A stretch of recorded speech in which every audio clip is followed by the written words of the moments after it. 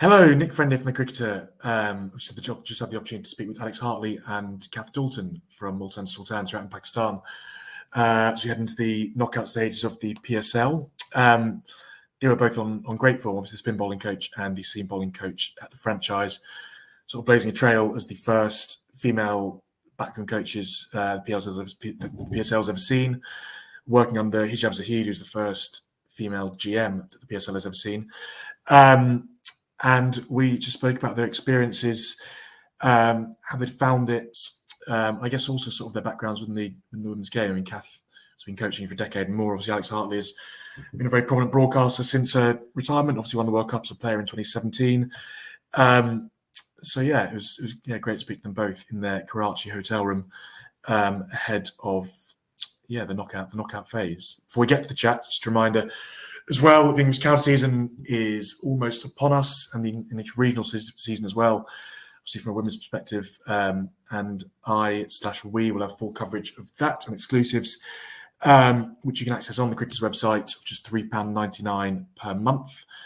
Obviously, that gets underway in early April, but yeah, for the next week or so, up to the final on the 18th of March, big few days coming up for Multan Sultans. How's it been? It's been amazing, hasn't it? Yeah. Like, so good.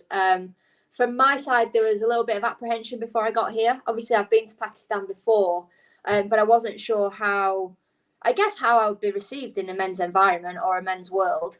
And being my first coaching gig, it was kind of daunting. But as soon as we got here, Ali spoke to the group and just said, these are our coaches and this is what's happening. And instantly the players warmed to us, didn't they? It was amazing. Yeah, and just on that, I think Alex has been unbelievable. Unfortunately, her bowler's leading the wicket takers at the moment and mine second. But the guys have been fantastic with us. And that's from all the management, even down to the players. But Rizwan's been incredible as well with us. His leadership has been something amazing to see live. But yeah, from a bowling perspective, from my perspective, the bowlers have been great as well. And I mean, Alex, and obviously, Cath, you've been, coaching full time for a decade more. And Alex, for you, I guess you just out of playing, been broadcast for quite a long time. Maybe I'm wrong, but I don't know. You didn't seem. I wasn't aware that you were sort of. Were you chasing this, or has this been a happy accident in a way? This has been the best accident that's happened in the last couple of years, to be honest. I just got a phone call out the blue from Ali saying, do I fancy it? Do I want to give it a go? And it's one of those opportunities that you can't turn down. And I have had conversations at home about coaching and could I go into it? And it's something that I've always thought about that I could do. I thought I could be more of a mentor than a coach and more like a mindset person, because I'm quite good at those things. I'm bringing up dressing rooms and telling people they're great. Yeah. Technical coaching, I guess, was something that I would obviously have to work on. Being here, I've just let my personality and my skills of the game and knowledge of the game sort of take over, and I've settled into it. And it's something that I'm definitely considering in the future. I would 100% come back if they want me here. I've absolutely loved it. But a happy accident. Have you been surprised at all? I don't know by what, but I guess just in general. I mean, because I guess this is. I mean, obviously, Cath, you've done a bit of coaching in Pakistan before, but the whole, I don't know, sort of being involved in, I guess there's so much to be surprised by, isn't there, when you're involved in a franchise comp for the first time, and I guess sort of blazing a trail as you both have done as well. Did you have any sort of preconceptions or thoughts about what it might be like or challenges that might be, or I guess sort of versus the reality that you've seen? I think from my perspective, as you said, Nick, I've been out here a few times before, worked with some PSL and first-class players out here. So I sort of knew the standard was going to be really high. But I think the standard of the PSL has surprised me. I think it is an exceptionally high competition. But the franchise environment was definitely something new to me. Obviously, I'd never played in franchise cricket as a player, so I wasn't sure what to expect. But it's been unbelievable. I mean, most of the crowds have been fantastic. The atmosphere at the games has been really cool to see. And just to see what happens behind closed doors and what you have to do as a coach has been really eye-opening. And I've definitely learned a lot. I'm only 31. I know you said I've been coaching 10 years, but I'm still learning a huge amount about the game, and I definitely have learned a lot from Alex as well. You know, her time as a commentator, she's picked up a lot of technical understanding and nous of the game, and that's something that I'm definitely steering myself to improvement on. Alex, have you found that it's helped? I don't know. I guess when you're broadcasting, when you're around the men's game in that capacity, you're probably not thinking about this. But has that helped? Do you think at all? Sort of just, I don't know, having that. I don't know. Like, I guess presumably, you know, being around David Willey and guys like that, just in England capacity, and I guess also just the way you know, sort of communicate and stuff like that. Is is that the case? Yeah, it's definitely helped. I think because I've been broadcasting now for like 6 years. I've seen all these players play before, so I know where they're strong technically, tactically, and where they're weak, and, you know, batters' weaknesses. That's been, I guess, my super strength in this competition so far, is that I've got the captain, the coaches, they're looking at me going, what are their strengths and weaknesses, and I know what to do because I've seen them play so much. The commentary side has probably helped me communicate because not everybody speaks English, so I'm having to, I guess we're having to adapt how we communicate with players. Sometimes we need a translator, sometimes we don't.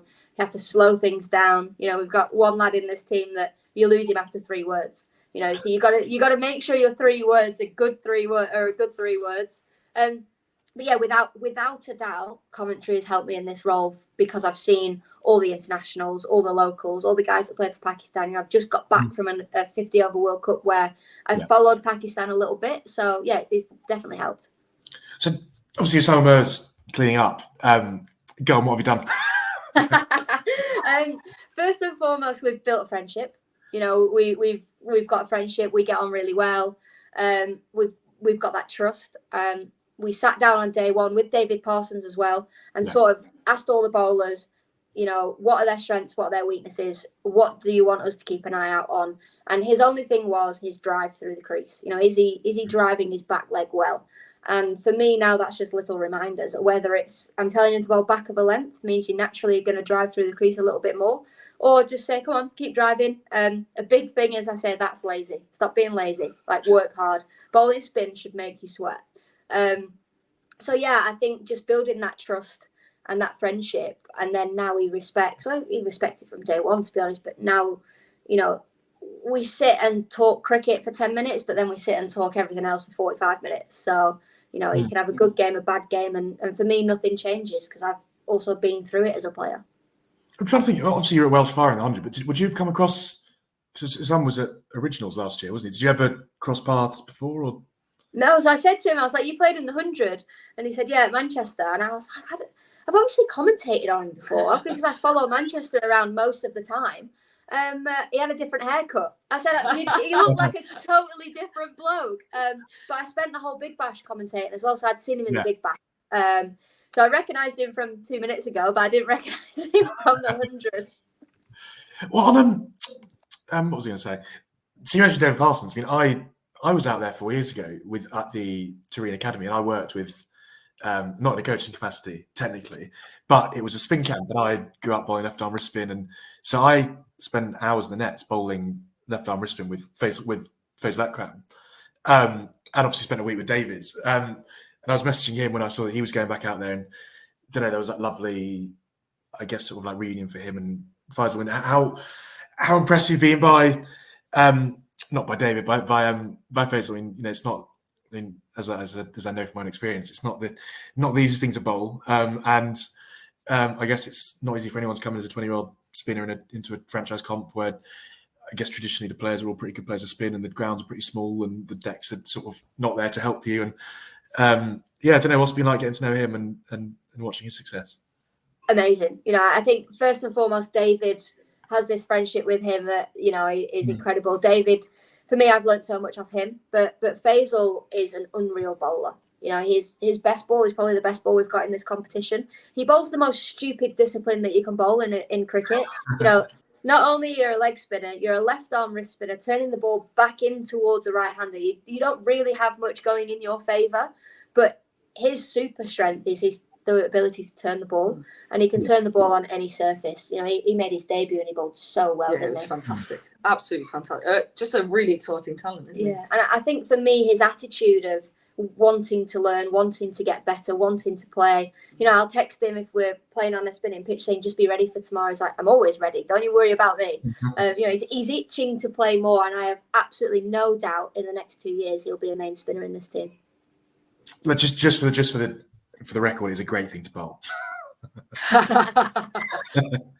So much fun going up bowling it when no one else had faced. When you're like 14 and no one's faced it before, you had such big advantage. Then everyone improves and you don't, and you sort of just like pass each other on the way. About 17, 18, but great fun while it lasted. Did you two know each other? We did, yeah. So Alex and I played back in the day, or? Yeah, back in the day, we worked it out. I think it's a terrible thing to say, isn't it? 12 years ago, we played cricket together. We played at Middlesex for about, what, 5 seasons? I think 3 seasons. Was it 3? Yeah. Felt like 5. No, I'm joking. 3 seasons.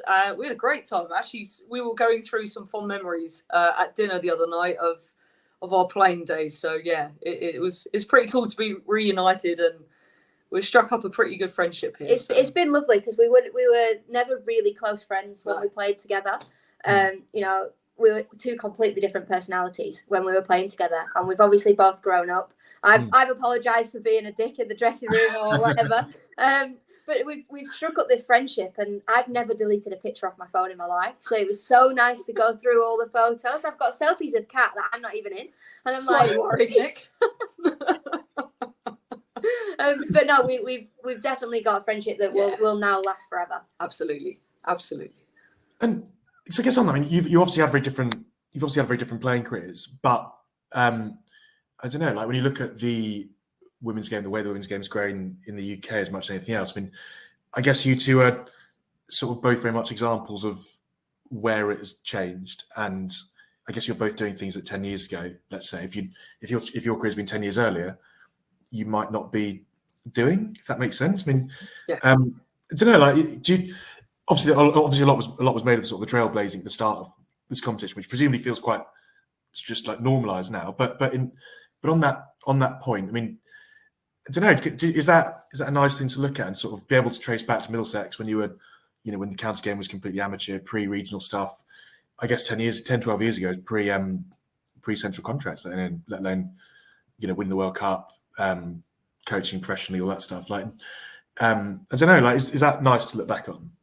Yeah, I definitely think it is. And it just shows you, as you said, we are trailblazers. But would it have happened had I had a super successful career? I'm talking to a World Cup winner here. I think that's pretty successful. But yeah, for Ireland, I didn't get paid when I played international cricket for them. So I was flying back and forth from London to Dublin for training camps and games and things. So I was having to coach. And I suppose, had I not done that, I probably wouldn't be sitting where I am today. So in a way, I wish I was paid to play cricket because it would have extended my cricket career a lot longer. But also... Hey, you still play? Yeah, I still play. But I don't regret a single thing. And I think being here is really special. And I think, Alex, you said this in an interview before, but I don't think it will hit us until we're on the plane home. How big this has been, because at the moment we're just doing our job and it just feels like another day at the office. But as soon as we get on that plane and you start to reflect on what we've achieved, I think it's going to feel pretty special. Alex, that's the same for you? Yeah, honestly, like you know what I'm like. You know, everyone, what you see is what you get. I'm so blasé about these things, right? So everyone's like, you know, it's a trailblazing moment, this, and this. And for me, it is, but I'm here to do a job. But what it is for me is so much more than cricket. It's so much more than being a female coach. It's being a female coach in Pakistan. It's being a leader in Pakistan. It's showing that females are equal or can be equal here in this country. So what Ali has done for this franchise is incredible for showing that, because there's 3 female staff members here and we have been treated exactly the same as we would if we were male. And that is the most important thing for me. Have you obviously you have a lot of downtime in a competition, presumably a lot of time in hotels and probably planes as well. Have you sort of told, have you sort of sat down and sort of told the stories of your careers to, I guess, the players? And I guess the franchise world is, you know, is what Cath just talked about there with, you know, playing for Ireland and stuff like this. And I guess the women's county game back at Middlesex 10 years ago, it is worlds apart from from the men's round, isn't it? Yeah. I mean, yeah, so the players, like when they were getting to know us week 1, they were like, how many games did you play? Where did you play? Where's your favourite place to tour?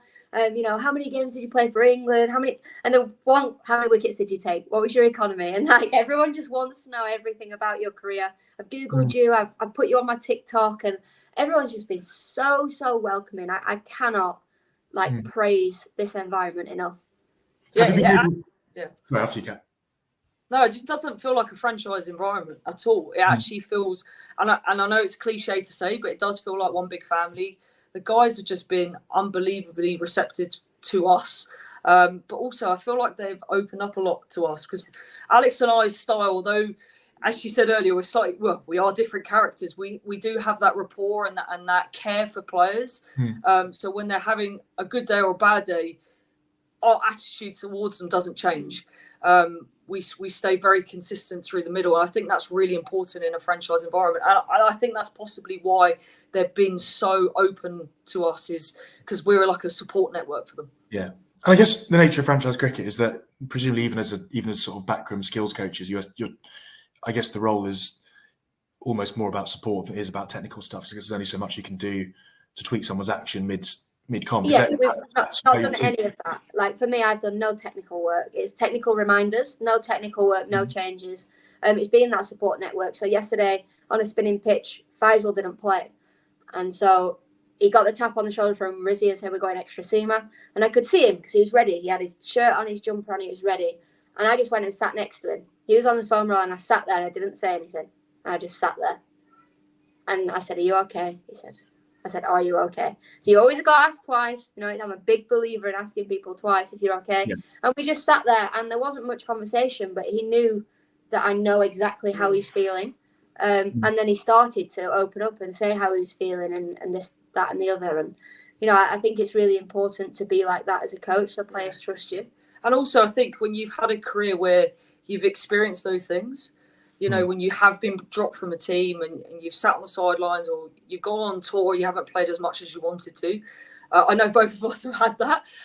You know exactly what a player's feeling like. And yesterday, from my perspective, Abbas was still thinking a little bit about the game before, where he wasn't very happy with how he bowled the last over, and just told him to just get rid of that bad performance and go again today. But just those little conversations can really change your mindset as a player, and knowing you have a coach that backs you no matter what is really important. And is it nice having that sort of, you've got quite an English flavour to the whole group. I mean, is that, I guess, as much you immerse yourself in the PSL and in Pakistan, and knowing Ali and I guess Asser and other guys around the team as I do, like that it's an extremely welcoming environment. But has it been handy at times to have presumably sort of, Alex, at least a few sort of familiar faces that you've done? I'm trying to think if you like Chris Jordan have done a broadcast before with you and stuff like that. So it has been nice, but we've fully embraced the culture here. We've decided that have you been able to get out and about and stuff, or are you quite restricted? No, so we've decided that because it's Ramadan, we're going to fast with the lads and we're going to embrace the culture in that way. So, and both sides of things, you've got to do what the players, how are we expecting the players, or how do we know how the players feel about fasting and Ramadan if we don't experience it? So, we've decided that that's what we're going to do. But it's also nice to have Cath here. So I've got another female ally, someone to talk to about girl things that you need to talk to every now and then. But also really nice to have Nathan here as well. Nathan Lehman, he's been such a good support network for us. Yeah, he's been brilliant. Really good. Really from a tactical side, but also just from friendship side as well. And as a GM, how's Hijab being? So I guess this is her first time doing this as well, and I guess was the first sort of female appointment made by the franchise. I mean, presumably she's been a great support network as well, and I guess sort of champion for you too.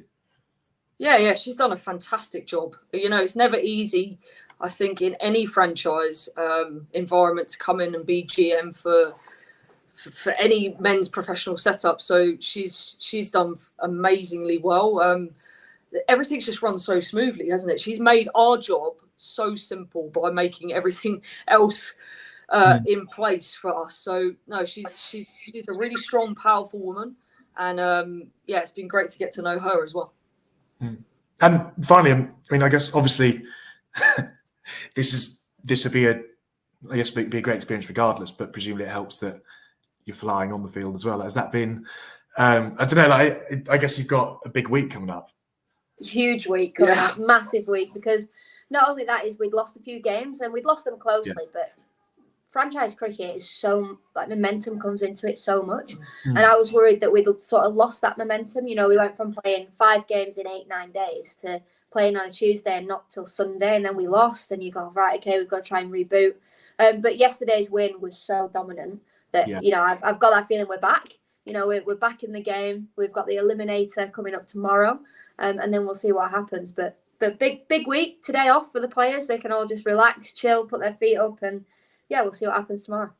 What do your days off look like when you're, I guess, quite sort of hotel bound? Is it just? Do you want the honest answer? Go on then. I slept till 2:30 in the afternoon today.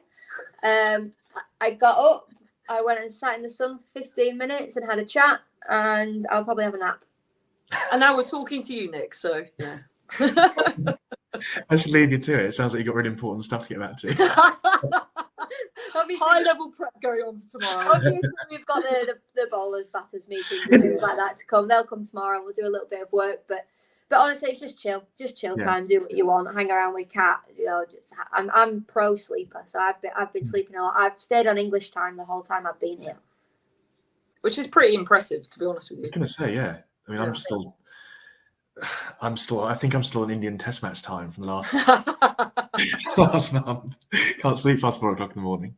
But no, just very finally of you. I guess in all seriousness, on those couple of defeats you've had, in a way you don't want to lose, but in a way they're not bad games to lose because you don't want to. You know, like I guess Multan seen before, you can sort of fly through the group stage and sort of find that you've sort of played your final too early almost. And don't know, like, does it help in a way to? I guess like even yesterday you were playing for something, whereas had you won your first 8 or something, you could do what you want those last 2 games and you're going to top the group and all that. Whereas I guess what happened yesterday obviously influences what happens in the playoffs and stuff. And I don't know, that just sort of keeps you sort of serious, if that's the right word. Yeah, I think it keeps you honest and it keeps you reflecting. If you keep winning games of cricket, you don't really learn stuff. So when you lose, there's a huge amount of reflection that goes on from the playing perspective, and also us as coaches. You know, have we got our plans right? But interestingly, I've felt in those games that we have been nowhere near our best, but still being competitive. Yeah. So it just shows you how good a side we actually are. And I know we've got a big week coming up, but I feel like this Karachi surface, our team, such a well-balanced unit. I think it's going to be a really exciting week for us. But as I said, we lost those games narrowly, but we've learned a huge amount from them. And it does keep you honest and fresh to a certain extent because every game is then competitive. And it sounds like you're both going to really miss this. How do you, I guess, I don't know, I was from the outside look at franchise cricket and think one of the real challenges is that these are essentially 5-6 week events and a lot of the people involved never sort of see each other, might never see each other again. Like, how do you, I mean, apart from wanting to come back and do this again next year, how do you sort of not get over it? But do you know what I mean? Like, how, move on, I guess, without just go back to work. Just go back to work. Like, it's been an incredible, month. You've been here 5 weeks now. We've got bowling camps to look forward to in the winter, so we'll come back for those. But life moves on. It's like when you get booted out of the team just moves on without you. That's what happens in this world, The players, like, they might miss us, they might want to catch up for a coffee when they're in England, vice versa, but life moves on. You got to get over it. You got to just ride the wave while you're here. And this is why we balance each other out really well. I'll text her saying, Kat, your tall blues, get over them. Oh. that answer was as much for Kat as it was for me, was it? Yeah. Love yourself here. Yeah, cool. So I should let you go, but thank you so much